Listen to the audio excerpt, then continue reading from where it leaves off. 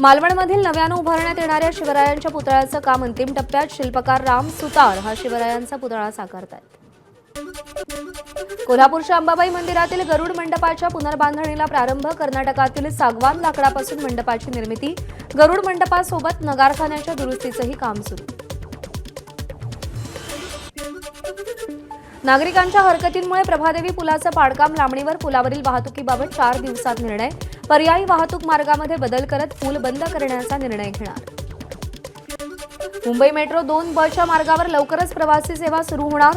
Chembur diamond garden ते मंडाले मानखुर्द स्थानकादरम्यान उद्या ट्रायल रन घेतली जाणार. एचडीएफसीनं बचत खात्यावरील व्याजदर घटवला. बचत खात्यावरील व्याजदरामध्ये आता 2.75% तो व्याजदर असेल. 12 एप्रिलपासून एचडीएफसी बँकेच्या बचत खात्यावरील नवा व्याजदर लागू असेल.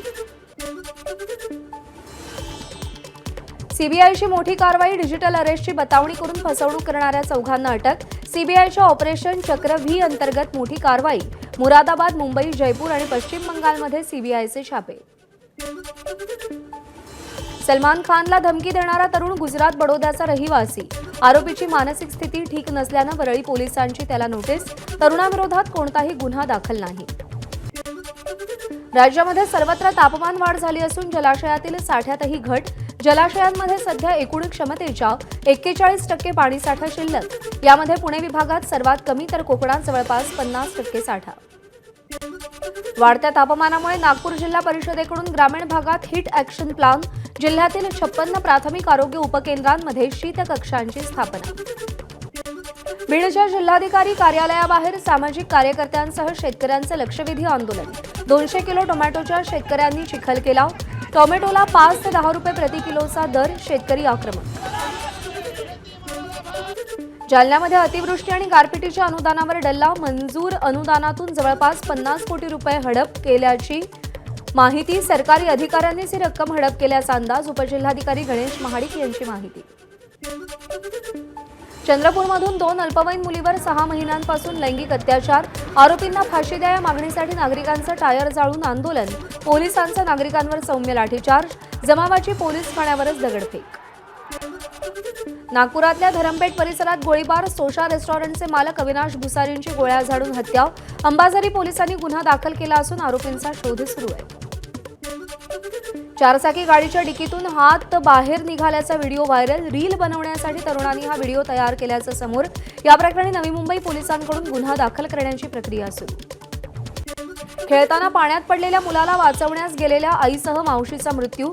जळगावच्या यावल तालुक्यातील तापी नदी पात्रातली दुर्दैवी घटना. अहिल्यानगरच्या करंजी घाटात पेट्रोलचा टँकर उलटला. टँकर चालक गंभीर जखमी. पेट्रोल भरण्यासाठी नागरिकांची गर्दी. अपघातामुळे काही काळ वाहतूक ठप्प झाली होती. एनडीआरएफ दल पावसाळ्यातल्या आपत्ती व्यवस्थापनासाठी सज्ज. एनडीआरएफच्या जवानांचं राज्यभरात वेगवेगळ्या शहरात मॉकड्रिल प्रशिक्षण. एकूण 12 पथकांनी मॉकड्रिल राज्यभरात विविध शहरात राबवले. अनुसूचित जातीमध्ये उपवर्गीकरण करणारं तेलंगणा पहिलं राज्य. तेलंगणामध्ये 15% आरक्षणाची 3 गटात विभागणी. 9, 1 आणि 5% अशा 3 गटामध्ये आरक्षणाची विभागणी. हरियाणातील कैथलच्या रामपाल कश्यप यांना पंतप्रधान मोदींनी स्वतः बूट घातले. मोदींकडून भेटीचा व्हिडिओ शेअर. 14 वर्षांपूर्वी मोदी पंतप्रधान होण्यासाठी चप्पल न घालण्याचा त्यांनी संकल्प केला होता. ओयोचे संस्थापक रितेश अग्रवाल यांच्या विरोधात एफआयआर दाखल. जयपूर इथे एका रिसॉर्टनं ओयो विरोधात एफआयआर दाखल केलाय. या रिसॉर्टला कोट्यवधीच्या जीएसटीची नोटीस आल्याप्रकरणी गुन्हा. एबीपी माझा, उघडा डोळे बघा नीट.